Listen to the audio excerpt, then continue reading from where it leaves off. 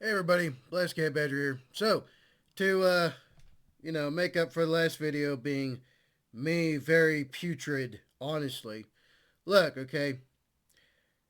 Look. I don't pretend like I'm the most evenly balanced person on the planet, but the chances of one side doing more bad things than another side is actually really freaking accurate. But at the same time, it isn't fair to blanket label everybody. It's not. Just like I'm a former Democrat, I'm sure there's some people who could become former Democrats. So I'll just leave that where it is. People are probably going to get mad at that video. Don't really care too much about it because I stand by what I say. And you know what? If I do look later and people bring up an excellent point to me later, I'll tell people, okay, I'm wrong. Okay, I acknowledge that. Let's move on. So anyway, before I jump in, 70% of y'all are still not subscribed. I'm stuck at that number. I don't know what else to do. I guess I'm boring or something. I don't know. Or my face is too scary for some people. Maybe that's it. Maybe that's it. Anyway, before I jump in, so please like, share, comment, and subscribe. Then hit the real subscribe button called the notification bell so you get videos when I post them up. Comment down below what you're going to do next. And then if you're a member or first commenter, you get a request for the next series uploads for the rest of the week. And I'm going to jump right into this one before I have to go to work. So let's go. It's Mr. Ballin. Mr. Ballin, fresh today. This demon still lives among us. That's sus. That's very sus. Get it? Among us? Alright. I'm gonna like it anyway because it's Mr. Ballin. Let's jump This in. video is brought to you by HelloFresh. Sometimes the truth is stranger than fiction, and today we're going to look at 3 stories that demonstrate that. But before we get into today, My whole life story is stranger than fiction. A lot of people have a hard time believing I've been through anything I've been through. So that is a statement of fact right there, Mr. Ballin, sir. A statement of fact. You can probably educate some of my hateful commenters. today's stories, if you're a fan of the strange, dark, and mysterious delivered in story format, then you've come to the right place because that's all we do, and we upload once or twice every week. So if that's of interest to you, please go to the like button's place of work 1 minute before closing time, and then proceed to browse around for about 30 minutes, and then leave without buying anything. Also, please subscribe to our channel and turn on all notifications so you don't miss any of our weekly uploads. All right, let's get into today's stories.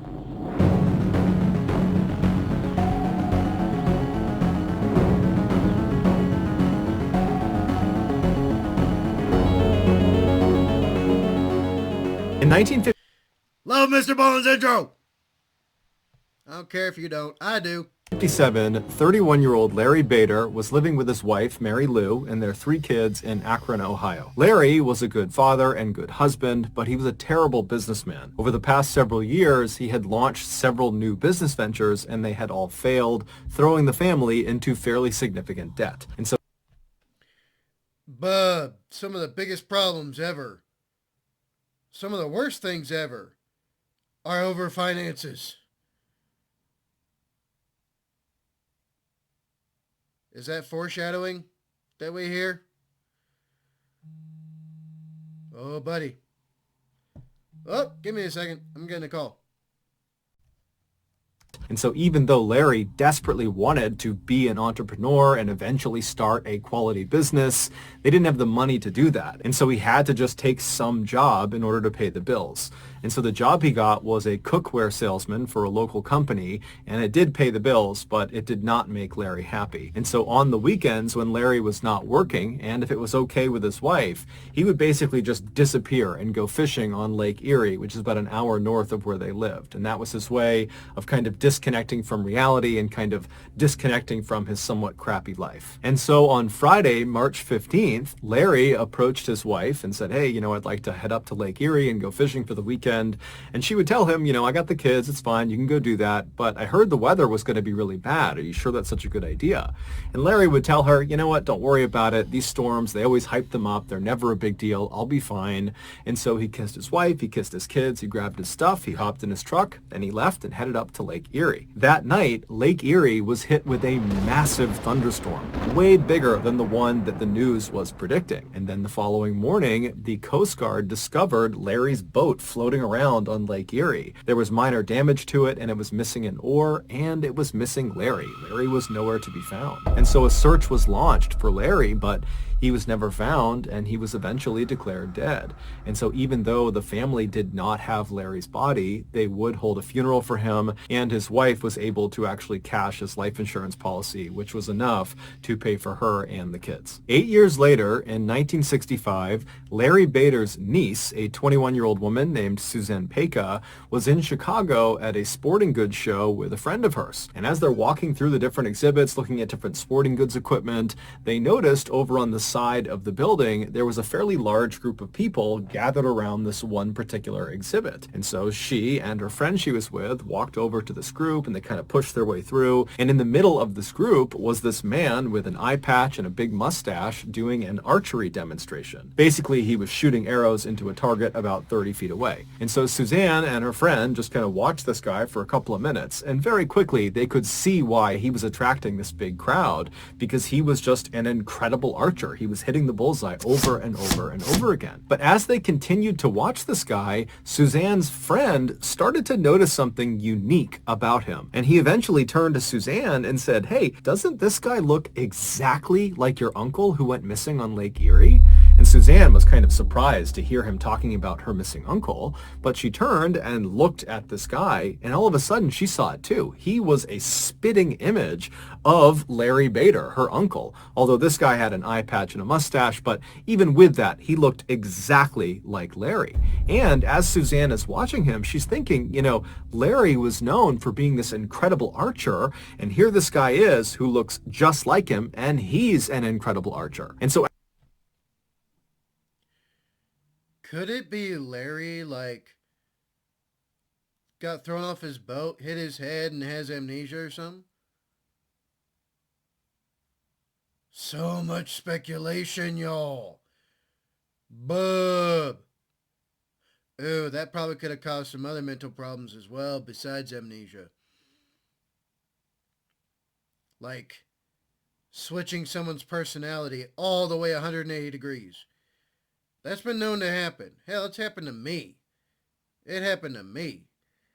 And it took a while to get out of that. Bub.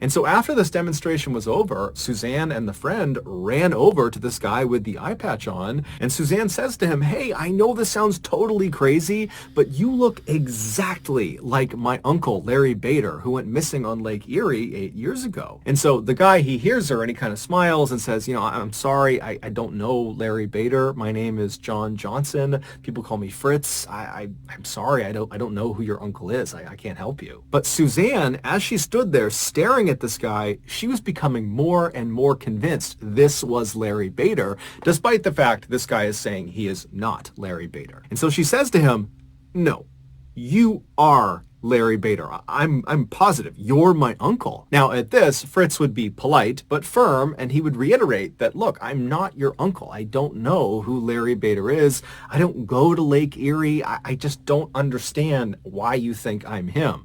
I live in Omaha, Nebraska with my wife and my kids, and I'm on TV. I do sports journalism in Omaha, and I advise archery companies, and that's why I'm here. So I don't know why you think I'm your uncle, but I'm not. I'm sorry." And with that, Fritz turned around and he walked away. And after this discussion, Suzanne and her friend were not remotely deterred from what Fritz was saying. They were completely convinced this was Larry Bader. And so they ran to a phone, and Suzanne called her two other uncles, so Larry Bader's brothers, and she explained how she met this guy that is the spitting image of their brother. And they immediately hopped on a flight that night and flew to Chicago. And the following morning, the two uncles, along with Suzanne and her friend, they went back to the sporting goods show. They went over to the archery exhibit, and sure enough, there was Fritz doing his archery demonstration. They jumped on a flight immediately. Bub! They jumped on a flight immediately. You know what? Think about that, actually. Different times, right? Different mentality when it came to family and stuff. Nowadays, think about it. How many people do you know that if something went down would be on an immediate flight to come see you. I'm sorry to go off on a tangent, but that's where my brain went. My brain was like, wait, I know damn near, heck, in my my other side of the family, I don't know a single person. I don't know anyone on the other side of my family who would jump on a flight for me. I always had to go see them. And even after like the terrible family stuff that happened, all the drama and the scheming and stupid stuff they always do, I can't think of a single one. I can't. No matter what I did for them, no matter how, whatever I could do, no matter no matter what, nobody would go to see me. Think about that. Totally different mentality nowadays, isn't it? Completely totally different mentality. Like hell, it's even different from like when I was growing up. That's very interesting. Anyway, back to the video. My bad. And as soon as there was a break, Suzanne, her friend, and now the two uncles, so Larry Bader's brothers, they walk over, and the two uncles, as soon as they see this guy, despite the eye patch, despite the mustache, they too would say, "This is our brother." And so they approached him and they said, "Look, I know you're saying you are not our brother. I don't know what's going on here, but you look exactly like our brother, and we have his military paperwork right here with fingerprints. Will you please just humor us and go to the police station with us and get fingerprinted? That way you can prove you really are not our brother. Please, we've been looking for our brother for a long time. This would be a huge favor to us." And so Fritz was annoyed. He didn't want to do it, but he's like, "Okay, fine. I'll go to the police station with you. I'll get my fingerprints taken, and we can put this behind us." And so that day they left the sporting goods show. They went to a police station, and Fritz had his fingerprints taken. And afterwards, the police would tell him, "You are Larry Bader." When Fritz heard this, he could not believe it. I mean, he literally did not believe he was Larry Bader. It wasn't like this revelation prompted new memories and suddenly he recalled it all. It was really the opposite. Fritz immediately is trying to rack his brain to figure out, like, is my whole life a lie? But there was nothing. All he had was a contiguous stretch of memories from when he was a very young child as Fritz Johnson all the way to the present. But we now know that the bulk of his memories are all not real. He was never a child as Fritz Johnson. He was Larry Bader and then became Fritz Johnson only 8 years earlier. The timeline of what happened to Larry Bader is rough at best. But as far as we understand it, Fritz Johnson showed up in Omaha, Nebraska a couple of days or a couple of months after Larry Bader went missing on Lake Erie. And when Fritz showed up in Omaha, he just walked into a restaurant and asked for a job there, and he had provided documentation that showed he was in fact Fritz Johnson, and nobody thought anything of it. He was completely normal. There was nothing unusual about his behavior, and over time, Fritz just kind of thread himself into the Omaha community. I mean, he got married, he had a child, he adopted another child, he left his job as a bartender at a restaurant and eventually got this amazing job as a sports TV broadcaster for their local channel. I mean, he was like a minor celebrity in Omaha. Everybody recognized, "Oh, there's Fritz Johnson. He's on TV. Hey, Fritz, how you doing?" I mean, he had a full-blown life. Bub. Is it possible he was pretending?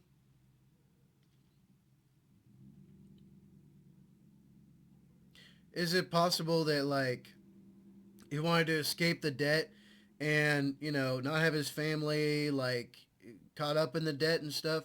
So he, like, faked his death and then went over to Omaha, which honestly is not too far away, and started a new life. Then again, what about his wife and kids? Like, Bub, that's so hard to parse.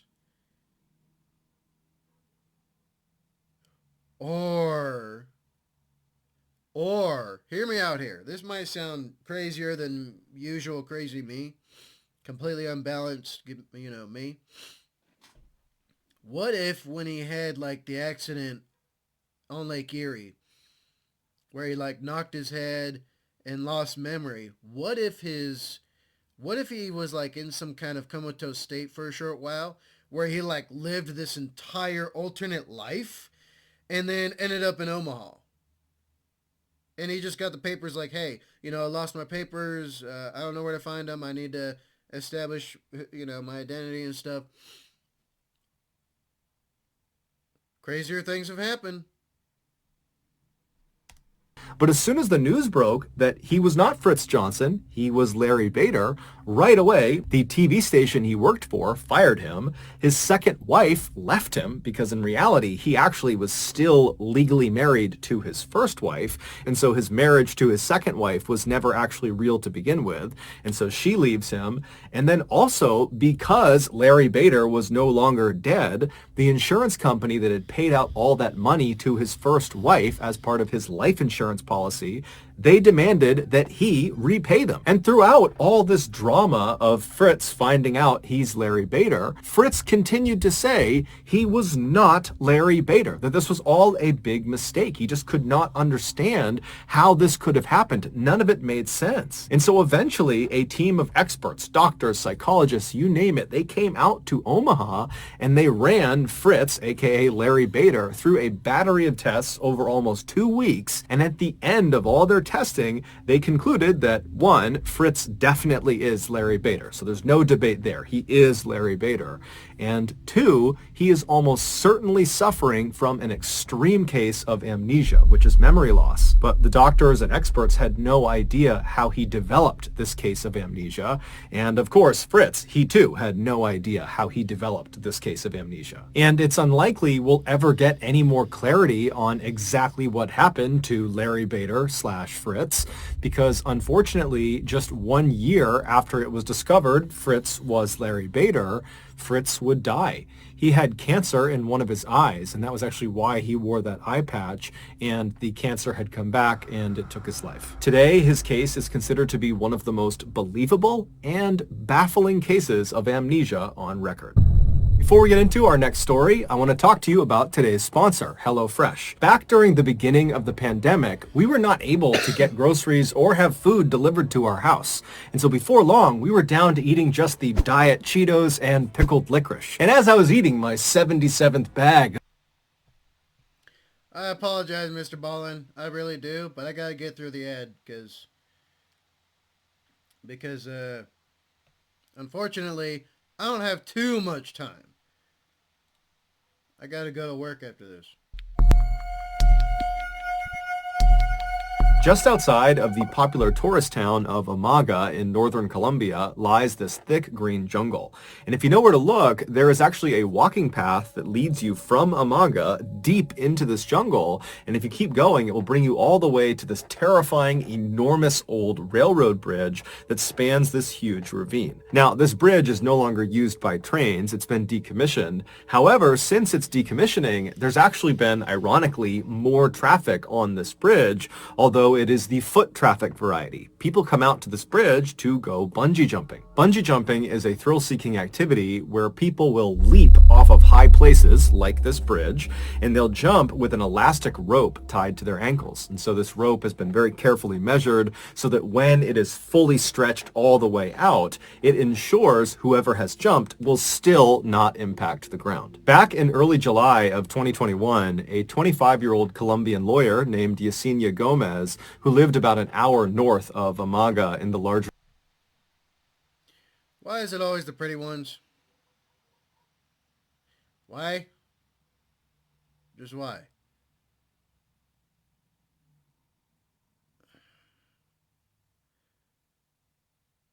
Why?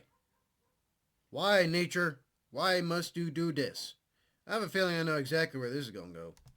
city of Medellin, she told her boyfriend that she wanted to go bungee jumping. This was something Yesenia had talked about for a long time, wanting to go bungee jumping, but every time it became a real thing and they were actually going to go do it, she would back down because she was just too scared. But for whatever reason, in July of 2021, Yesenia had the confidence and the courage to actually see this thing through. And so her boyfriend, when he heard how serious she was, he capitalized on the opportunity because he had never bungee jumped before and he really wanted to, but he couldn't without his girlfriend. And so now it seemed like she was serious. And so right away, he called the Amaga bungee jumping company to book a slot for he and Yesenia to jump off of their bridge. So on the day they were supposed to jump, which was Sunday, July 18th, Yesenia and her boyfriend hopped in their car and they drove an hour south to Amaga. And when they got there, they found the walking trail and they made their way out to this bridge.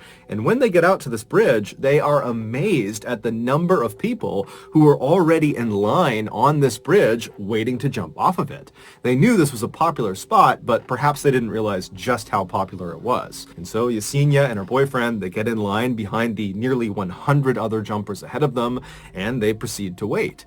And over the next several hours, Yesenia and her boyfriend would have front row seats to all of the jumpers ahead of them jumping off the bridge. Now, it seems like Yesenia, in her mind, believed she would arrive at this bridge and very quickly she and her boyfriend would leap off and it would be great and so much fun.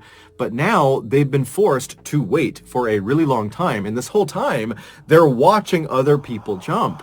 And Yesenia is starting to panic. Suddenly, bungee jumping looked terrifying. It did not look like something she wanted to do. And so she was beginning to second guess her decision. And so her boyfriend, he's trying to calm her down and he's telling her, oh, it's totally safe. Look at all these people who have jumped. They're all fine. They're all smiling. They're so happy. You're going to be so proud of yourself. But despite his best efforts to calm his girlfriend down, Yesenia just could not calm down. But she did tell her boyfriend that she's not about to back down. She's going to go through with this. And so several hours went by of this totally high-stress, anxious waiting period. And then finally, Yesenia and her boyfriend reached the front of the line, at which point the staff members who've been doing this all day long, they signal the two to step forward and get their harnesses on.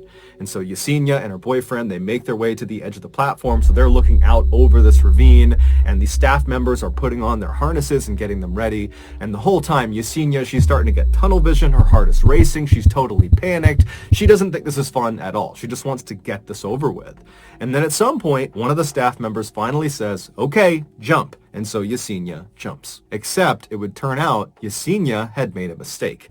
That staff member who had said, okay, jump, was talking to her boyfriend, not Yesenia.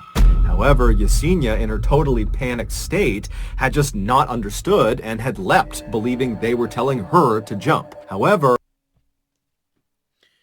oh man. Oh man. The worst time to do anything that has any element of danger to it is when you are completely psyched out of your brains. You have psyched yourself out so hard that you're not actively aware. You are not actively paying attention to your surroundings. You will have no situational awareness at all. When you get that kind of tunnel vision, when you get that narrow focus, and it's not directed, you're just in a fugue state in your own head, that's when disaster can strike, and it strikes hard. Boom. Oh, no. No.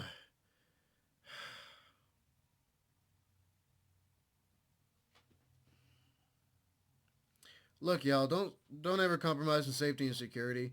And if you get, like, supremely, like, such a level of anxiety about something that you can't think straight,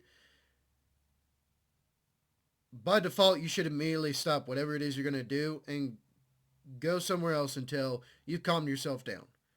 Or just don't do it altogether. Bub. However, the staff members had only put her harness on. They had not attached the actual elastic rope to her ankles. And so when Yesenia jumped, there was nothing stopping her from smashing into the ground. And so so as soon as she leapt off the bridge, her boyfriend ripped off all of his gear and he ran down the bridge. He leapt over the railing and he ran down the hillside all the way to the bottom of this ravine. But when he finally got to his girlfriend, it was already too late. She was already gone. It would later be determined Yesenia did not die from impacting the ground. She actually died from a heart attack she suffered on the fall down, which means she must have realized after she jumped that she jumped too early, that she did not have the bungee cord attached to her legs.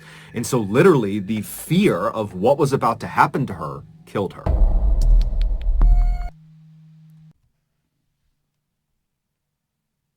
Bub. I had to take a minute with that one.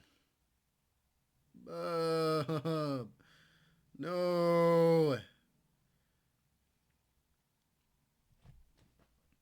Then again, what the hell with the staff? Seriously? Why is she already over the railing when she doesn't even have nothing attached to her? Why is she already in position to jump when there's nothing attached? There's no safety line attached.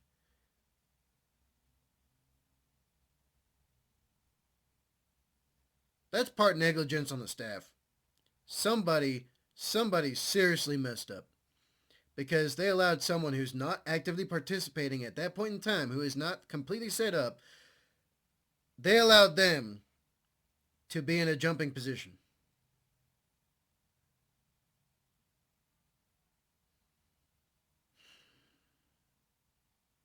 Bub. This kind of stuff seriously saddens me. It seriously does. And now we've lost another beautiful soul because of somebody else's negligence, most likely. Yeah, it's partly due to the fact she was freaked out of her brains, which I don't blame her. I have a problem with static heights myself. So I know that feeling. Have I gotten good about mastering it? Yes. Do I still feel it? Oh yes, I still am terrified out my brains. I can jump out of aircraft all day. But put me on top of a building looking down, vertigo is a complete and total just, Bub, I hate that feeling. In early 1974, 31-year-old Michael Taylor was living happily with his wife Christine and their 5 children in Ossett, which is a small town in central England. Michael was described as a great father and a great husband who had an excellent sense of humor. In fact, neighbors, whenever they would walk past the Taylor household, would say you could often hear the sound of Michael laughing or the sound of him telling jokes to his family. But in April of that year, everything changed for the Taylor family. Michael had been doing some home repairs when he fell off of a ladder and he hurt his back. The injury itself was fairly minor, but it resulted in chronic pain, and this chronic pain quickly changed how Michael behaved. Michael went from being this cheerful, funny, happy guy to being sad and depressed, and he was so irritable that his family could barely be around him because he would lash out at them. Now, the Taylor family was not a religious family. I will immediately admit, that's me sometimes. So, just have I reduced my pain a great deal because of what I do? Yes. But it doesn't fully go away, and some days are worse than others. Some days are seriously worse than others. Like just getting out of bed in the morning. Sometimes it's still a struggle. Yeah, am I more limber now? Am I am I recovered? Yes. Does it still hurt? A great deal. But not as bad as it used to be. I don't know if it's because I just got used to it over time or because of yoga, but yoga helps a great deal. Seriously, yoga. Yoga it up, y'all. Seriously, if you have serious injuries of any kind, just start trying to do yoga. Starting out, you're not going to get very far. By the end of it, you're going to feel so much better. I promise you that. You'll feel so much better, and you'll have your mobility back. You won't be restricted by your pain. But at the same time, there are some days where I'm in pain and I just don't want to deal with nobody. And do I sometimes get quite over the top? Absolutely. Absolutely. But I've gotten a lot better about it. I've gotten way better about it, especially when it comes to my family. If I'm in, if I'm like seriously hurting, and I feel like I can't really keep myself like level, I'll just occupy myself with doing stuff. I'll redirect like just my anger at feeling, feeling this amount of pain, and I'll like clean, or I'll make some food, or I'll go for a walk, or hell, I'll go in the backyard and do some cleaning or whatever. But yeah, sometimes it does get to me. It does. But this comes back to what I always tell y'all. I am a human being, and I'm just a regular person. So if you know how human beings are, you know there's going to be times where people are nowhere near where you think of them being. If you understand what I mean. I think maybe I didn't explain that too well. Let me know what you if that makes sense. Yeah. Family. However, most families who lived in Osset at that time were. And so when one of Michael's friends found out about how poorly Michael was doing, they approached Michael and said, you really ought to turn to religion for help and for guidance in this difficult time. And they also told him specifically that he really ought to check out this one particular Christian group. It was called the Christian Fellowship Group, and all it was a prayer group for Christians who wanted more religious support beyond just going to church on Sundays. But this friend of Michael's told him that the real draw of this group was the group's leader. Her name was Marie Robinson, and she was this 21-year-old, extremely friendly and energetic and charismatic person who just had this incredible way of making all of her members really feel like they belonged. And so Michael's friend was telling him that he really thought Marie could be the difference maker for him, that she could help him get back to normal. And so Why are immediately a million red flags going off in my brain? Okay, you know what? Maybe it's my bias against religion. Maybe that's it. Well, okay, not too much to religion, but religious people. Like supremely religious people. Like dogmatically religious people. If you know what I mean. Maybe that's maybe that's what it is. Then again, this guy isn't really in his right mind. Bub.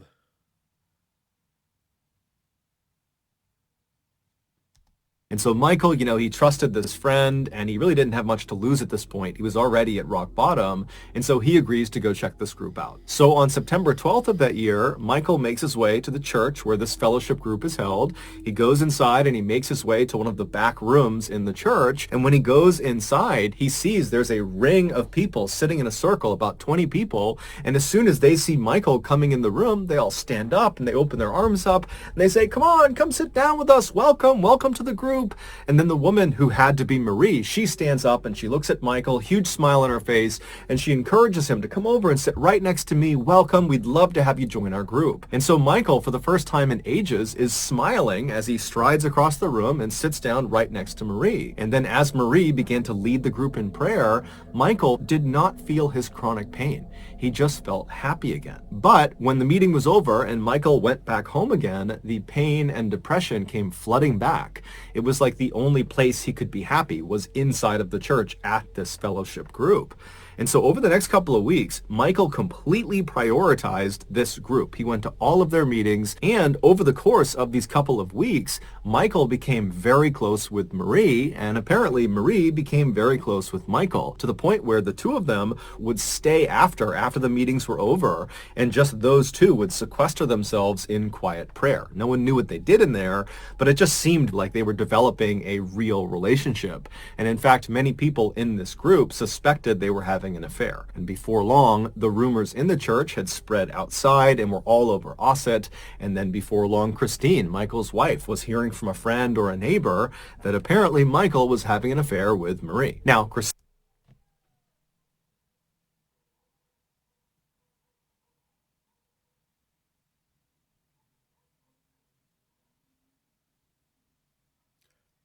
Oh boy. This is about to go downhill really fast. Christine had already suspected her husband was having an affair with Marie because Marie was the only thing Michael talked about when he got home. So on October 1st of that year, only a couple of weeks after Michael had first attended this group, Christine waited until Michael had left the house to head out to one of the group meetings, and then Christine hopped in her car and she followed him to the church. And when she got there, she parked her car, she took a deep breath, and then she got out, she made her way to the front doors of the church, and she stormed inside, and she found the room where these meetings were held. She barges in, and she points at her husband, and she says, "I know you're having an affair with Marie, and you're going to admit it in front of this whole group." And Michael, who's sitting with his back to his wife in one of the chairs, he stands up, and instead of addressing his wife, who's accused him of infidelity, he turns and looks at Marie on the other side of the room. And when Marie made eye contact with Michael, she screamed. She would later say Michael did not look human. He looked like a beast, and he had wild eyes. And so as Michael is standing there staring at Marie with this very aggressive face, he began breaking out in tongues. Speaking in tongues is where the speaker will be saying or uttering words or sounds that sound like language, but the speaker doesn't know what they mean.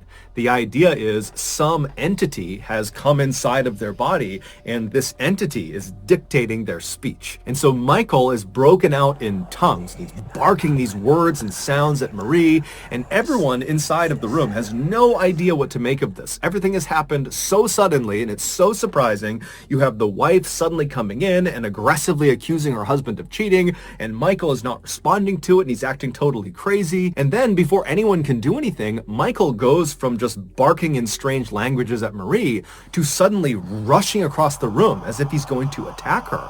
And when he does that, the rest of the members jump on top of him and hold him down. And despite there being like 10 or 15 people holding him down, Michael is still trying to get up, and he's screaming and snarling and yelling at Marie. And then Marie suddenly breaks out into tongues too. And it's only then that Michael stops trying to force himself up out of this pig pile that's on top of him, and instead he just continues to speak in tongues to her.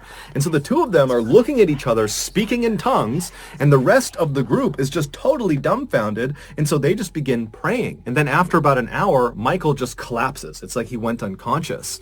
And at that point, everybody in the room just goes silent, and they look at Michael, and then Michael kind of opens his eyes, and it's almost like he's waking up, and he begins looking around frantically, trying to figure out what had just happened. Michael would claim he had no memory of what had just happened to him. And so at this point, Marie would tell him and Christine that she believed Michael was possessed by a demonic force, and the only thing they could do at this point would be to perform an exorcism. An exorcism is an expulsion or attempted expulsion of a supposedly evil spirit inside of a person or a place. Michael and Christine were at a loss. They had no idea what to do in this situation. They were both kind of in shock for very different reasons, and so they just kind of deferred to Marie's judgment and said, yeah, I think an exorcism is the way to go. So Christine and Michael just leave the church and go home, and then the next morning, Marie would get in touch with the Anglican Church of England and would request an exorcism. And after hearing about what was going on with Michael, the Anglican Church would say, yeah, that does sound like he needs an exorcism. And so the following day, they would send out two of their best exorcists named Peter and Raymond. And so Peter and Raymond, they get to Ossett, they go to Michael's house, and they observe him, and very quickly, they determine that it does seem like Michael is possessed by at least one demonic force. And so they tell Michael, the only thing we can do here is perform this exorcism, but we... What about Marie? She started speaking tongues too. Or maybe it was her speaking Latin, and he was speaking Latin, and then she realized he was speaking Latin, so she talked back to him. Shoot, I have no idea, y'all. I have no idea. But we need you to agree to it. And so Michael says, okay, yeah, I agree to this exorcism, and so would his wife, because she at this point is just completely unsure what to do. She's just going along for the ride. So a day later, on October 4th at 10 p.m., Michael, his wife, and the rest of the members of this fellowship group, along with Peter and Raymond, they would all meet at this other church in a neighboring town. And as soon as Michael had been positioned in the middle of this group in this chair, Peter and Raymond began the ritual by praying. And as soon as they did, blood, Michael began screaming out in tongues, and he began writhing around, and he fell to the ground, and he began contorting his body in grotesque positions, as if the words Peter and Raymond were saying were physically harming Michael. And so after 8 hours of this, during which they had to actually tie Michael down to prevent him from hurting other members or hurting himself, after 8 hours, they finally just came to a stop. Peter and Raymond were exhausted. It looked very much like Michael too was exhausted. And as soon as they stopped the ritual, Michael just kind of collapsed on the ground as if he had fallen unconscious. And then at some point he kind of wakes up and he's looking around wildly. He's still tied down to the ground and he's acting like he has no idea what's just happened. And at this point, Peter and Raymond, they tell him that, the exorcism was mostly successful. We identified 40 demons inside of you, and this exorcism was able to expel 37 of them. So that means there's still 3 demons inside of you. Now, we can't do it right now. We're too tired. You're too exhausted. So go home, get some rest, and tomorrow we will finish this exorcism. We will get rid of those 3 demons, and you will be just fine. And so if he's acting psychotic, why send him back home? He's got a wife and kids. I'm failing to understand the logic behind this. I really am. So Michael and Christine, they get their things and they leave the church and they head home. A few hours later, around noon, a woman who lived near where Michael Taylor and his family lived thought she heard something strange outside of her house. It sounded like someone yelling. And so she went to the front of the house and she pulled the curtain aside on one of her windows. And outside, walking down the street completely naked, covered in blood, was Michael Taylor, and he was saying something about Satan. And so this woman, she calls the police show up, and they find Michael. He had curled up on the sidewalk outside of this woman's house, and he was giggling like a child in the fetal position. And so the police approach him, and at some point Michael apparently snaps out of it, and he starts looking up at the police like he has no idea what's going on, and eventually they would get him to tell them his name and where he lived. And so after calling in backup to deal with Michael, the responding officers made their way to Michael's residence. And so they go inside, and immediately, as soon as they see what's in there, one of the officers just turns around and runs outside and begins dry heaving. The inside of the Taylor family home would become one of the most infamous crime scenes in English history. A few hours earlier, when Michael and his wife had come home from the exorcism, they had gone inside, and then Michael had fallen into one of his trances and began beating his wife. And then at some point, she fell to the ground and either was dead or was in the process of dying, at which point Michael jumped on top of her, and using only his hands, he ripped her face off and flung it across the room. And then as she's laying there bleeding to death, he began rubbing her blood all over his body. And then after she had finally died, he tracked down the family dog and killed the dog as well. Fortunately, their 5 children were not home at the time of this attack, and so they were unharmed. During Michael's trial, the prosecution and the defense blamed the Anglican Church of England and Marie and her religious group for effectively convincing Michael he was possessed with demons, which caused him to act out violently and kill his wife. And so ultimately, Michael would be found not guilty by reason of insanity, and after only 4 years of psychiatric care, he was released.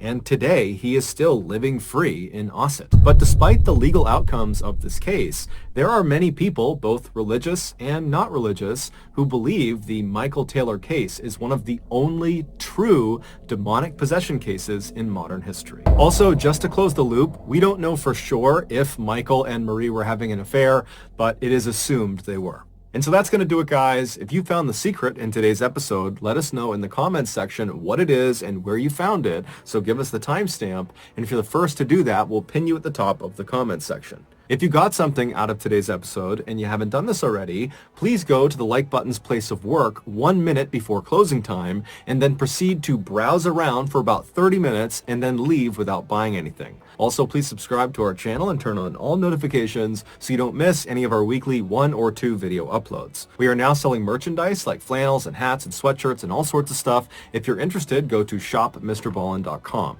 If you want to learn about upcoming deals and promotions for our shop, go to our shop's Instagram Instagram page. The username is shopMrBallen. If you want to get in touch with me, you can direct message me on Instagram or on Twitter. My username for both platforms is the same. It's just Mr. Ballen. I also have a ton of content over on TikTok where my username is also Mr. Ballen.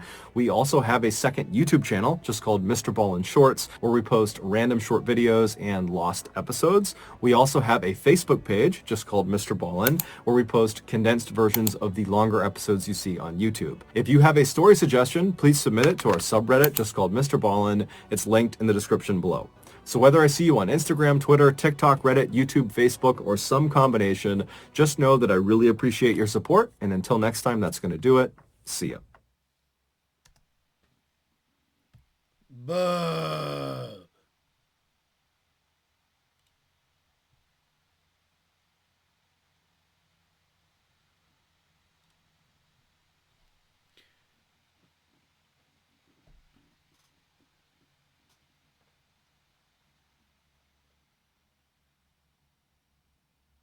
Mr. Ballen, this demon still lives among us.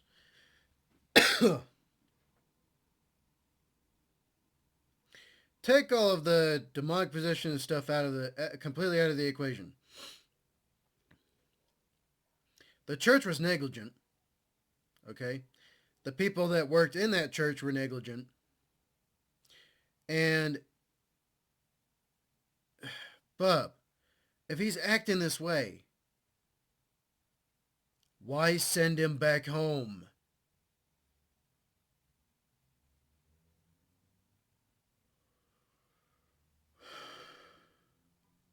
That infuriates me to no end. All this could have been avoided if proper precautions were taken. Instead of sending him back home, how about they make him get a hotel room or something? Or hell, tell the police, inform law enforcement, hey, this dude's acting nuts. We probably need to keep him held up.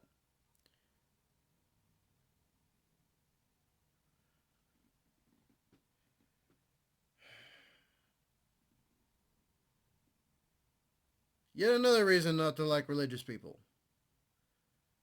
They're like, God will save you. Well, yeah, he did a lot of saving there, didn't he? Seriously, y'all. Seriously.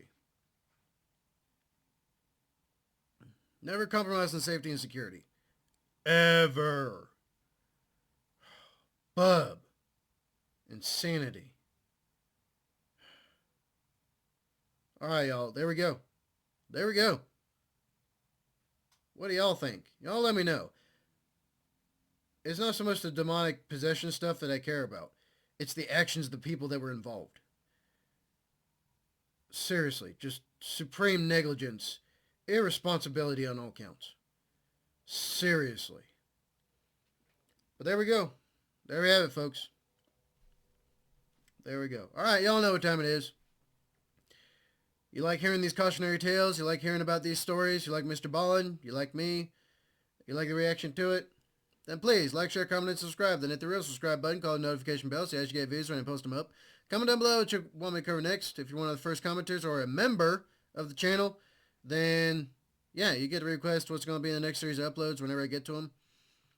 And on top of that, please get in the Discord. The link is down in the description box down below. So you can directly get in contact with me. And you can directly recommend videos in the Discord. So please join the Discord so I don't have to go hunting and searching for stuff.